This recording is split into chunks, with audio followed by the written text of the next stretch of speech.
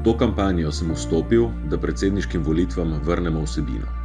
Ker predsednik države ne sme biti le prazna figura. Problemov je veliko, vemo, kateri so. Oderuške najemnine, negotove zaposlitve, uničevanje javnega zdravstva, grožnja vojne in podnebni zlom. Vemo tudi, zakaj se teh problemov ne rešuje, ker nihče ne govori za običajne ljudi. Kdo predstavlja delavca na minimalni plači, ki ne pride čez mesec? Kdo se bori za upokojenko pod mejo preživetja, ki izbira med hrano in kurjavo? Kdo je glas medicinske sestre, ki dela po noči, ob vikendih in praznikih?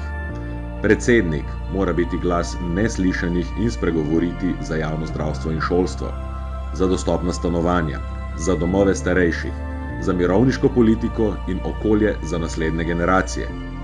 Vse to veste, a naj vam povem nekaj, česar ne. Ne pričakujejo nas.